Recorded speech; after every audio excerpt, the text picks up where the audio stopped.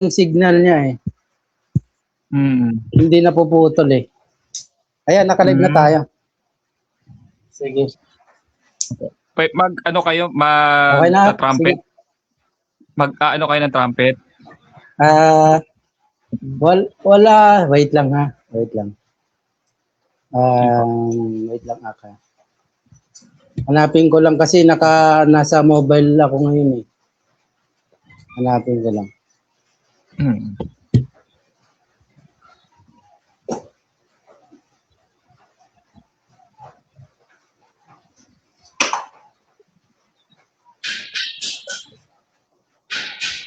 Wala ka, hindi ko makita eh. Sige po. Start na po tayo. Pray Ano muna na lang tayo? Pray na lang tayo. Sige po.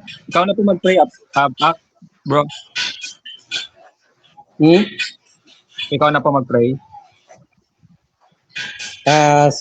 Our Father.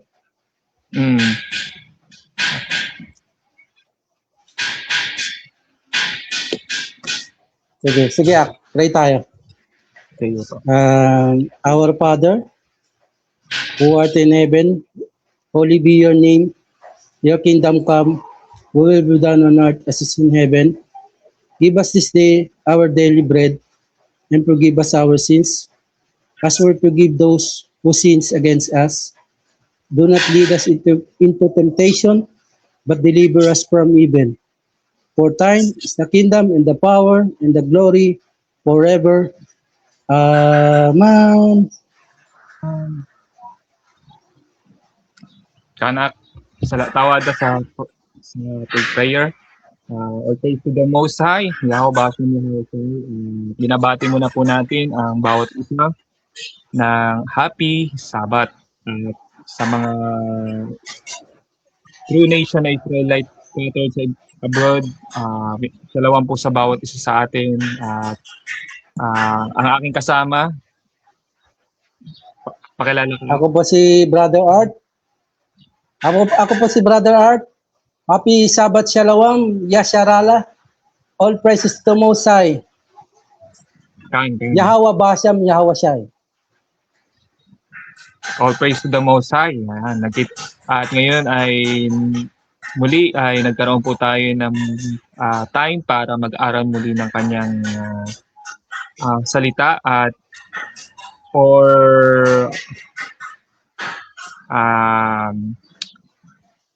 at ang topic po natin sa sa Sabat na ito ay ang title niya ay Never Lose Your Confidence. Yan. Never lose your confidence. Tagalog, wag mawala sa atin yung lakas ng loob, yung confidence natin. Yan, napakahalaga yan sa journey yung meron tayong confidence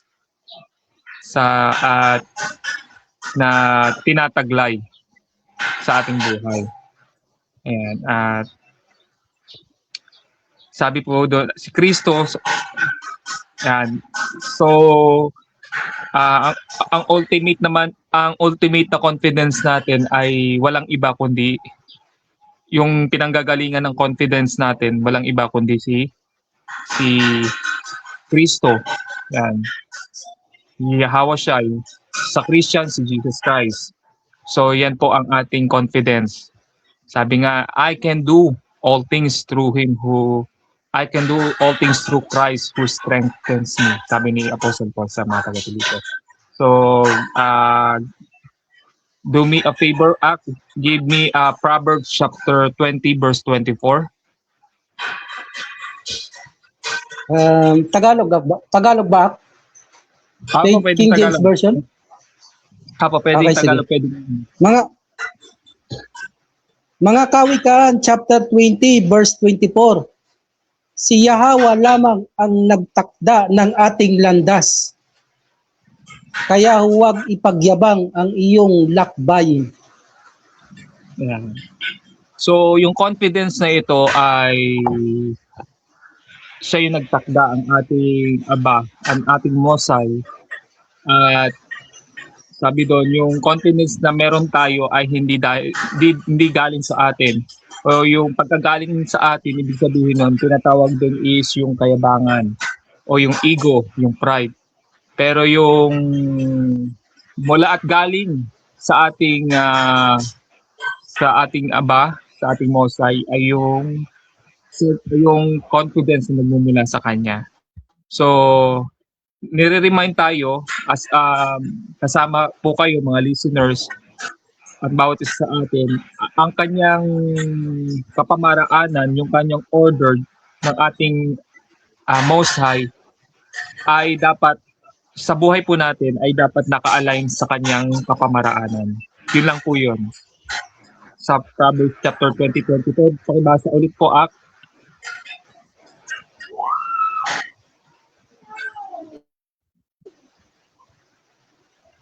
Wait lang ako. Proverbs, ako.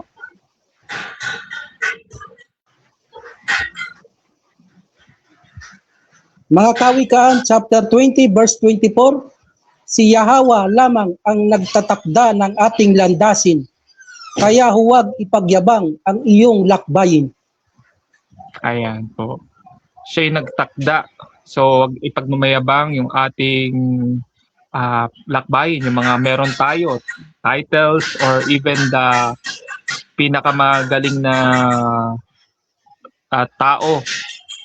Wag natin angkinin yung glory ng ating Aba. Bagay yung confidence natin is mula sa Kanya. Sa Kanya lang yung parang, sa Kanya lang lagi yung papuri.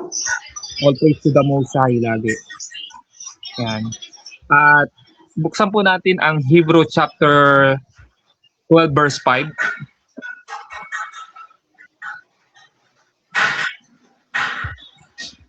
Mga Hebreo chapter 12, verse 5, nalimutan na ba ninyo ang panawagan ng Diyos sa inyo bilang mga anak niya?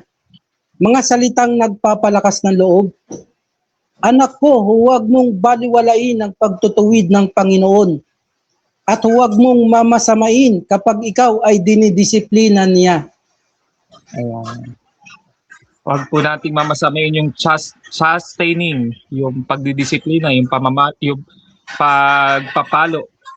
Diba sa isang magulang sa anak, pagka ang anak ay merong nagkamali, nakagawa ng hindi maganda sa kanya, kahit sa kanino pa man, ay dapat po nating ipakita na mali yun sa pamamagitan ng pagdidisiplina. Sasabihan po natin sila na mali yun o may time na pinapalo sila dahil upang tumanda sa kanila na mali yung ginawa nila. Maging maalala nila na ito yung pagtutuwid doon sa kanilang maling ginagawa. So, maging yung Aba natin is ang Aba natin at tayo bilang kanyang mga anak, kapag tayo itinutuwid, huwag tayong sinasabi doon ay wag po natin idini-despise o yung itinatabo yung kanyang pagtutuwid. Wag natin parang ayoko niyan na tinutuwid ako. Kumbaga mas parang tinataas natin yung sarili. Ay, alam ko yan. Pagka nagkamali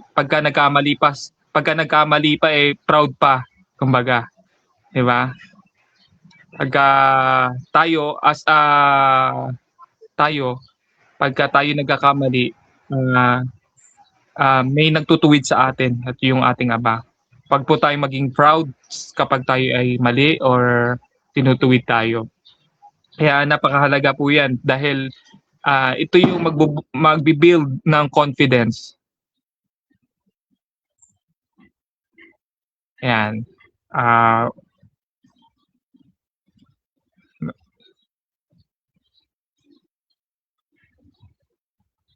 Ayan po. At buksan po natin ang ayan. All praise to the Most High. Ayan, nakabalik ulit po si Brother Art. Buksan po natin yung Hebrew chapter 10 verse 32. Hebreo top 10, 32.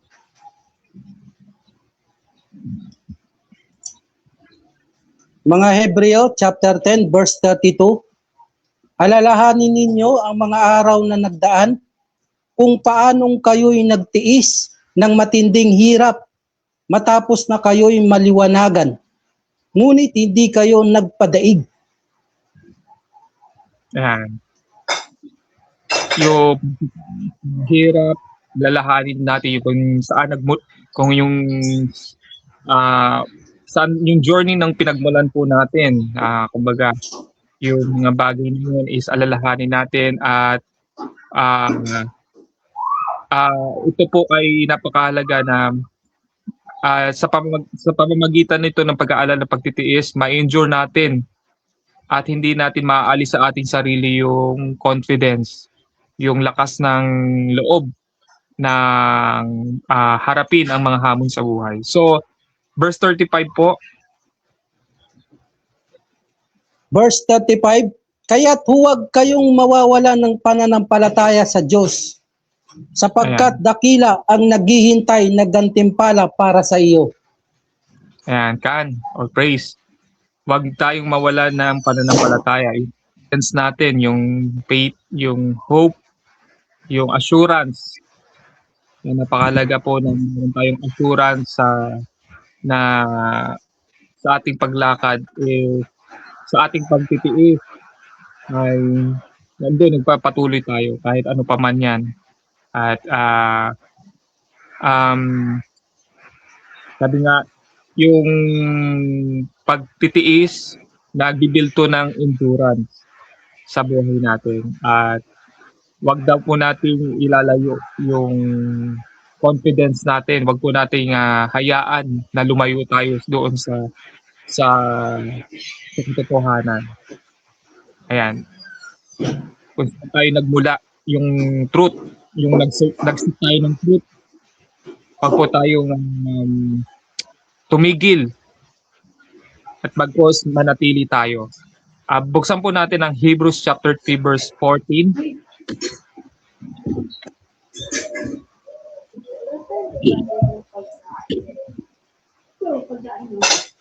Mga taga-Hebreo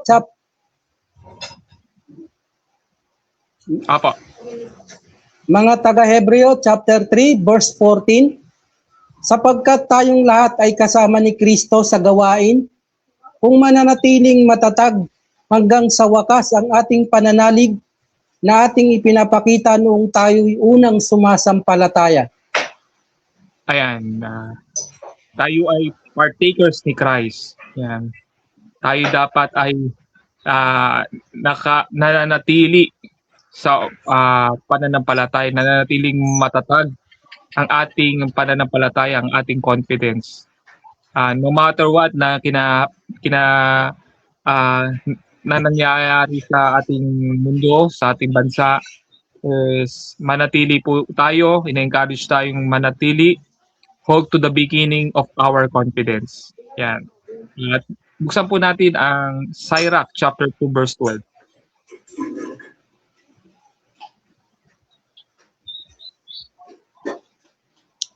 Ecclesiastico chapter 2 verse 12, kawawa ang mahihinang loob at mga tamad, kawawa ang makasalanang mapagkunwari.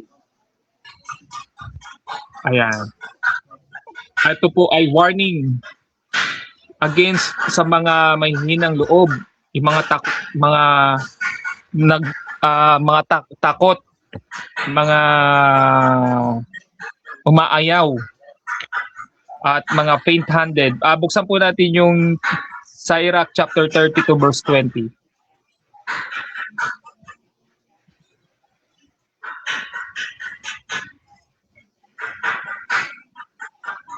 Ecclesiastico chapter 32 verse 20, huwag kang lalakad sa mapanganib na daan at ingatan mong huwag matalisod sa mabatong langdas. Kan. Yan. Para maiwasan yung mga ganong pangyayari sa buhay, kailangan po nating iwasan ang mga ganong character, yung fearful, di ba? Yung mga tamad na ugali at mga mga takot na pag-uugali, yan. At yung verse 23 po. Verse 23, ano man ang ginagawa mo'y lagi kang mag-iingat. Iyon ang tunay na pagsunod sa mga kautusan. Ayan. So, yung confidence natin, dapat lagi tayong nag-iingat at lagi tayong inaano ng sarili na ito po ba ay nararapat na lakaran, sinasangguni natin sa ating Aba upang masunod natin yung kanyang mga commandments. Yun po yun. At wag po tayong tulad ng iba na natatakot sila dahil baka iniisip nila na parang na yan, kumbaga parang hindi maganda yan, parang ganon. Yung commandments na yan, ayaw nilang sundin dahil parang tinatamad sila na gawin yung mga bagay na yun. Pero tayo, hindi tayo ganon. Tayo ay gumagawa, sumusunod ayon dun sa ways niya. At dun nabibuild yung confidence natin. Kumbaga yung ano ba yung commandments niya na di ba yung hindi lang yung pagkain ng mga karumal-dumal na mga pagkain, kundi yung nag-iingat tayo.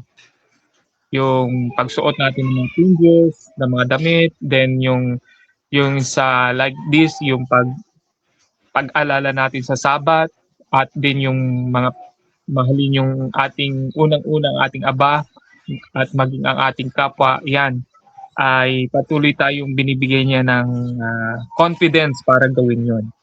Kumaga. So, John chapter 10 verse 27 po.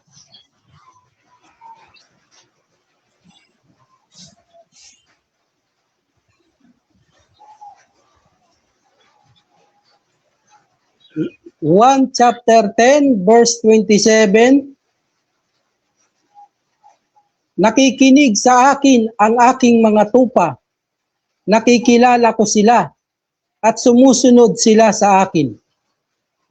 Yan, tupa, ibig sabihin po tayo ay mga lordship of Israel. Yan. At isa po yan sa kung bakit naparito ang ating Mesaya. So sabi po ng ating Mesaya, Yahweh Shai, sa John chapter 10 verse 27, Christ is called us to hear His voice and follow Him. Yan. So, at sabi nyo, nakikilala natin ang ating ang kung sino yung nagpapastol sa atin.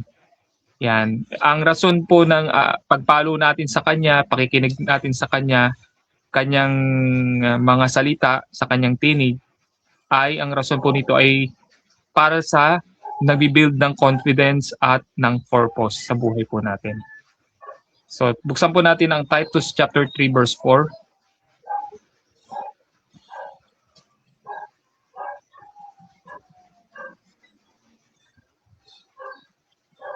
Tito chapter 3 verse 4, ngunit nang mahayag sa atin ng kabutihan at pag-ibig ng Diyos na ating tagapagligtas.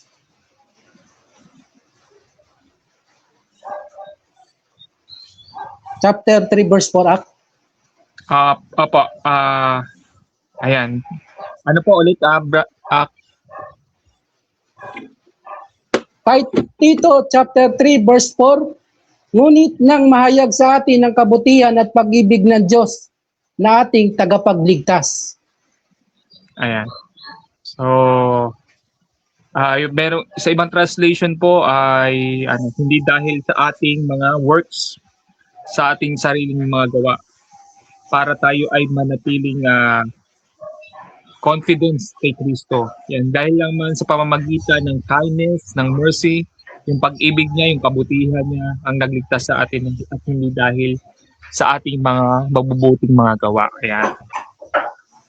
At para maipagmalaki natin yun, hindi po yun. Hindi ay ang rason po nito ay maging yung manatili sa atin yung confident natin na kay Kristo lamang. Si Kristo lamang ang nag-create sa atin para gumawa ng good works. So wala po dito sa scripture na ibinigay ko po. Base na lang po yung Ephesians chapter 2 verse 10.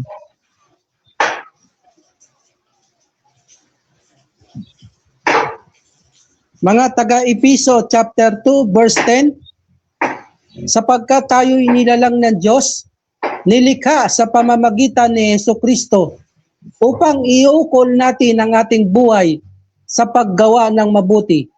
Iyan ang Ayan. layuning pinipili ng Diyos sa atin noong una pa man.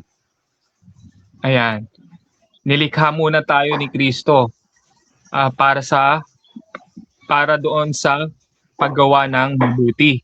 So kumbaga hindi una yung ginawa natin, sasabihin natin ako ay ligtas naman dahil gumagawa ako ng mabuti.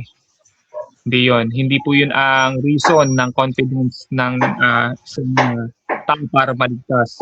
Kundi ang reason po natin is nilikha muna tayo ni Kristo para tayo ay gumawa ng mabuti. Ito po ay inordain niya na bago pa sa simula pa lang ng ng mundo. So inordain niya na sa atin yung mga bagay na to. So buksan po natin ang Philippians chapter 3 verse 3.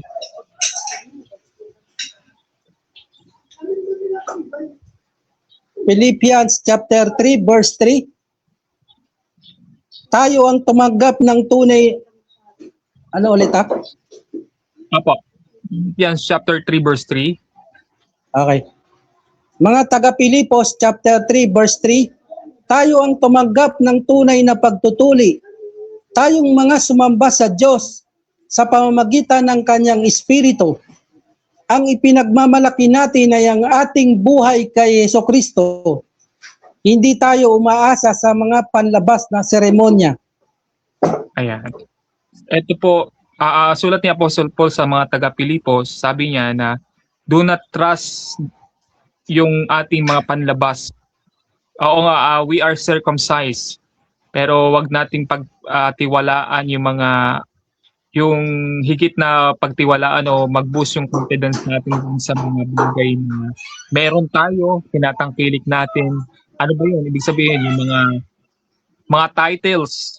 Si Paul dito, natin si Paul nung nasa Rome pa siya, is meron siyang skills, meron siyang galing, magpaliwanag, at meron siyang kumbaga, makikita natin may marangyang buhay siya.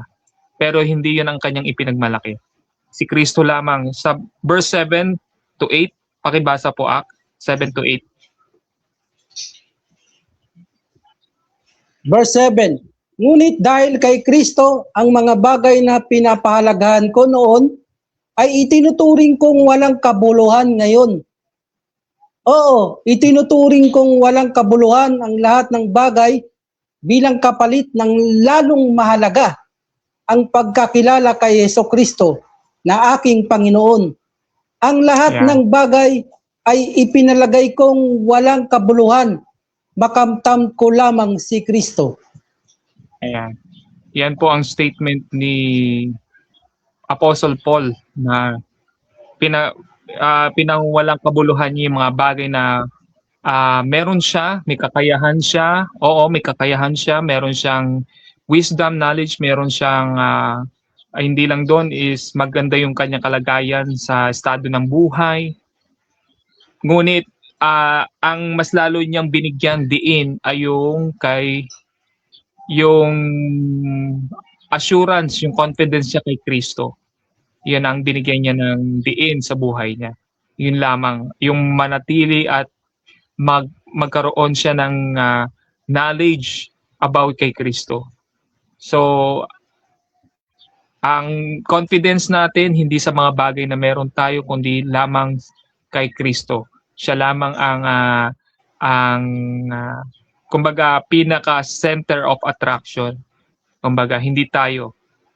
Kumbaga yun lang po ang ibig sabihin ni Apostle Paul doon. Siya lang po yung sa buhay natin as a journey, tayo lumalakad bilang Israelites, nandoon po yung core po natin, doon lamang doon sa ginagawa ni Kristo. Yun yung gospel na itinuturo po sa atin. So, katulad ni Paul, yun ang yung kanyang purpose, yung kanyang mission is mas makilala pa si Yahweh. So, buksan po natin ang Ecclesiastes chapter 5 verse 1.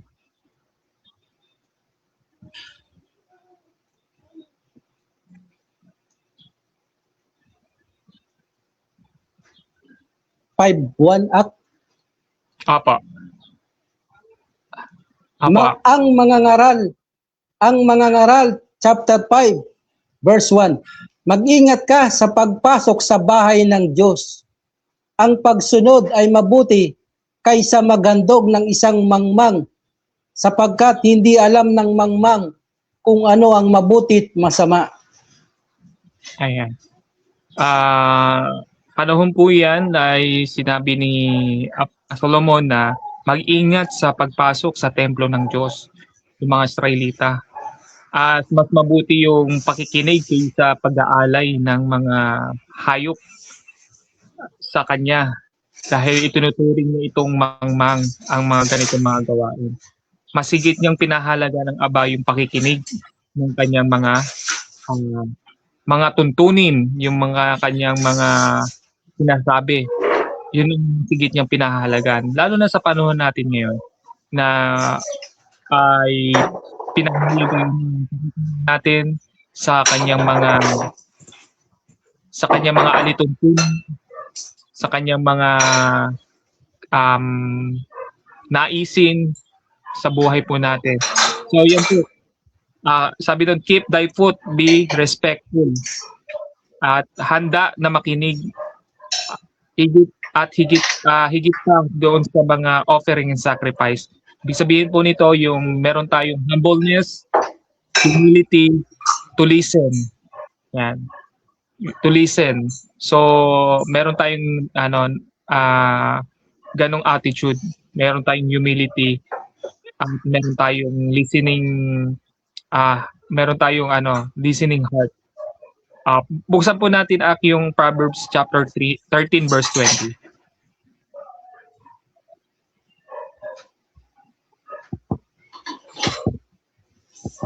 Mga Kawikaan, chapter 13, verse 20. Ang nakikisama sa may unawa ay magiging matalino, ngunit ang kasama ng mangmang ay masusuong sa gulo.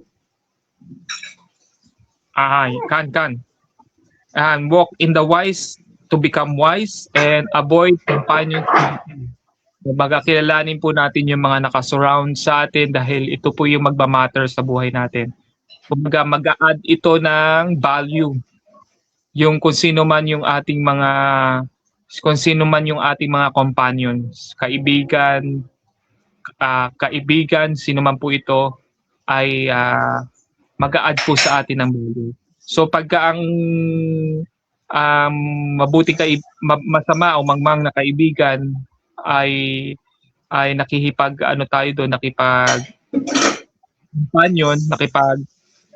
halubilo, ay mangyayari po sa atin ay magiging ganon din tayo.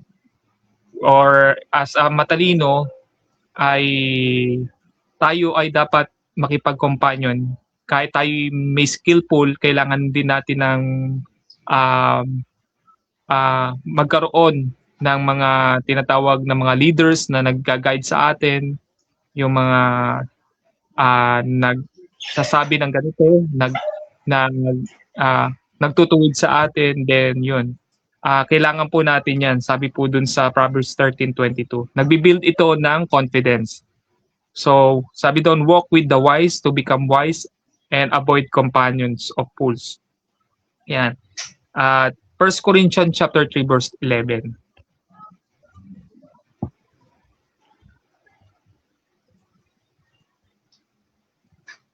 Wait, aba.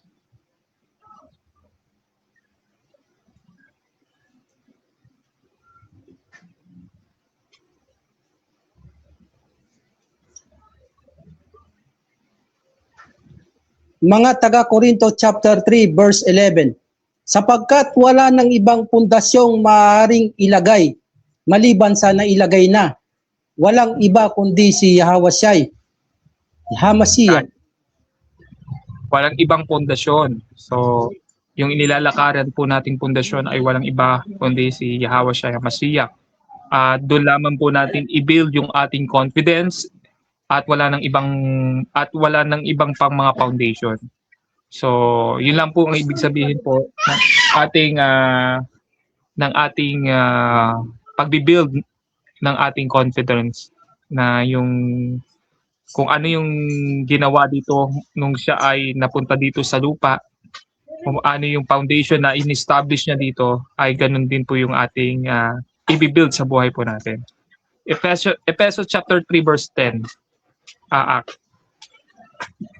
to 12.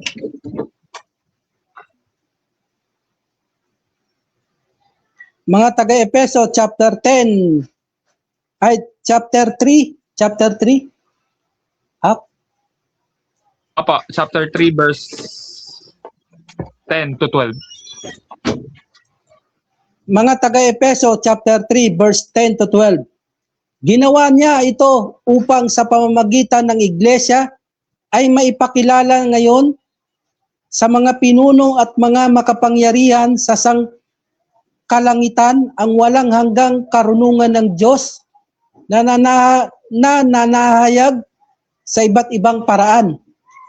Ito'y alinsunod sa kanyang layunin bago pa man likhain ng sanlibutan. Tinupad niya ang layuning ito sa pamamagitan ni Kristo Jesus na ating Panginoon. Dahil sa ating pakikipag-isa at pananalig sa Kanya, makakalapit tayo sa Diyos nang may pagtitiwala at panatag ang loob. Maganda po na tayo, yung confidence natin ay sa Kanya lamang nakasalig, at meron tayong kapanatagan at lakas ng loob na ma-access yung mga pangako niya, yung kanyang mga pagpapala. So, yan, we have confidence through Christ. Yung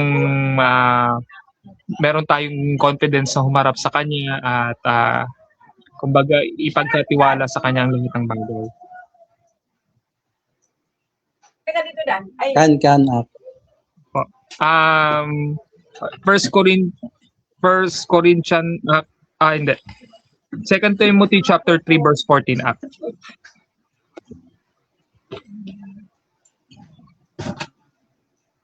Ano ulit up? 2 Timothy chapter 3 verse 14.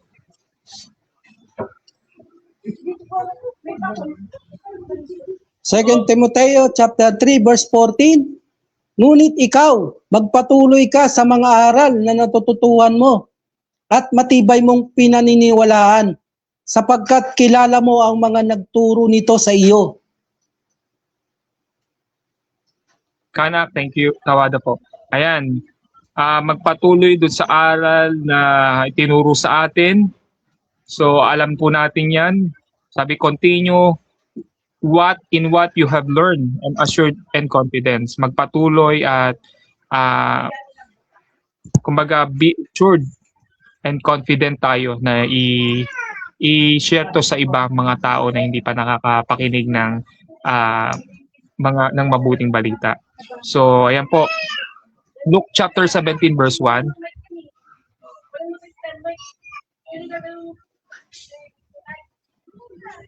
Lucas chapter 17 verse 1.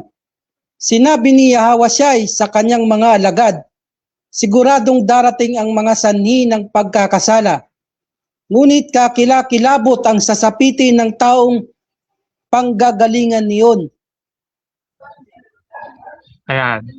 So sinasabi to ni Yahawasyay sa kanyang mga disciples na darating yung panahon na magkakaroon ng yung offense, gagawa sa kanila ng mga offense move, maging handa sa mga ganong mga panahon, at wag po tayong magkukos ng offense sa kanila. So kung sila ay gumagawa ng hindi ng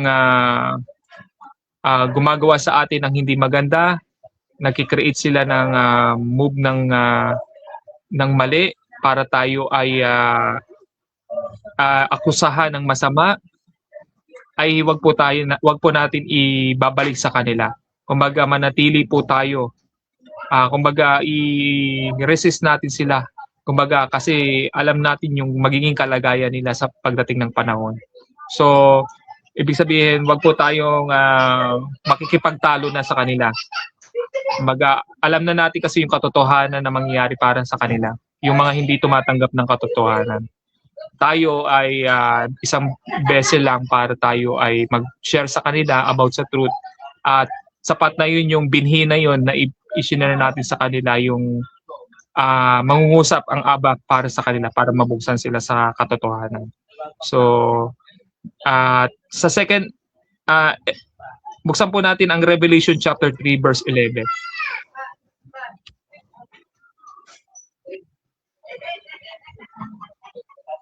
Pahayag chapter 3 verse 11.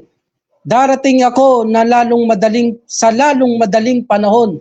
Kaya't ingatan mo ang mga tagubilin ko sa inyo upang hindi maagaw ninuman ang iyong gantimpala. Ayan. Ayan po. Napakahalaga po yan. Ingatan. Huwag nating hayaan na maagaw ito ng iba. Yung crown of wisdom, yung assurance natin, yung confidence natin is wag natin itong maagaw, hayaan na mawala sa atin o maitaboy sa atin. Kumbaga, at alam po natin na pagdating ng araw, ang sabi niya, malapit na siyang dumating at kailangan po natin pangalagaan yung ganitong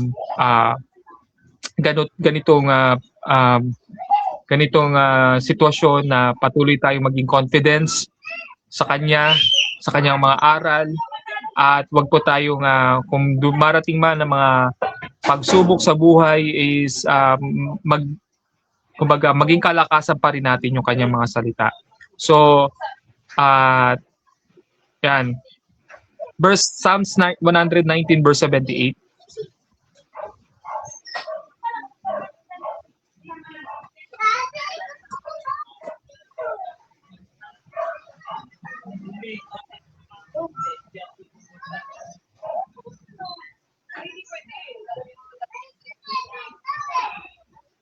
Mga awit, chapter 119, verse 78. Ang hambog na naninira sa lingkod mo ay hiyain. Ulitin natin ako. Mga awit, chapter 119, verse 78. Ang hambog na naninira sa lingkod mo ay hiyain. Ang aral mo, ako na may magbubulay-bulay at magbubulay na taimtim. Kan. Yan, yung mga hambog, mga proud, mga sila yung mga kahiyahiya. Wag po tayong matisod dun sa kanilang mga ginagawa, sa ginagawa nila sa atin. So, sabi ito yung mga sinasabi na wag nating hayaan na alisin yung ninuman, yung crown, yung corona. Yung mga hambog, wag nating hayaan sila na tayo ay i-down sa pamamagitan ng kanilang sarili nilang panghuhusga, kundi maging manatili tayo dun sa katotohanan na sumusunod sa commandments, nagkakaroon ng mga gawaing nila like peace. Di ba sabi nga po doon sa Colossians, let no ever man judge you, hindi ko lang po na yung verse, let no man judge you sa pag-peace, yung sa peace, then yung ng new moon, kalimutan ko lang po yung verse. Kaya ako, Sige po. Mga taga Colossus chapter 2 verse 16. Kaya huwag na kayong magpapasako pa sa anumang alituntunin tungkol sa pagkain o inumin. Sa King James Version Act. King James po. Let no man therefore judge you in meat or in drink or in respect of an holiday or of the new moon or of the Sabbath days. Ayan, kan. Yan po yung sinasabi po dyan ng ating Aba na yung crown na yan na ginagawa natin. Huwag natin hayaan na tayo i-judge ng mga pagan na ginaganap natin to, yung Sabbath, yung pag-celebrate ng new moon, then yung pag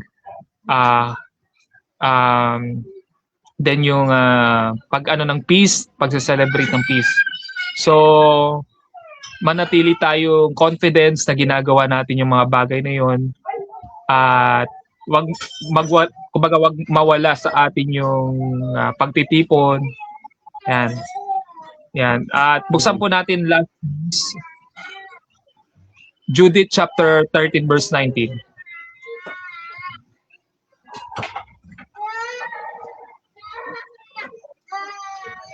Judith? Apo. Judith chapter 13 verse 19. Ang pananalig sa Diyos na nag-udyok sa iyo ay hindi na mapaparam sa isip ng mga tao habang ginugunita nila ang kapangyarihan ng Diyos. Sa English po,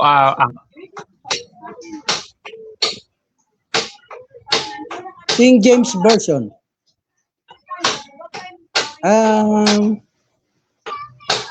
Wala siyang English okay.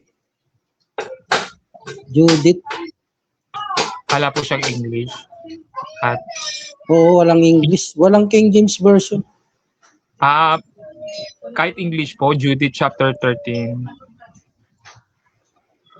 I-ano ko po dito. Wait lang ako. Judith. Okay po.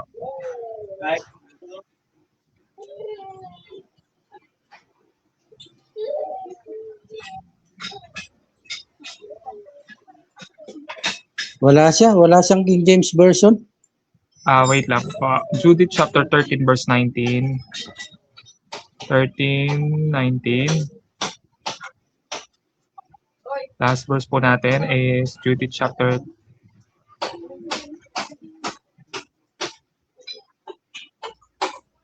Ayan. Judith revised version yan.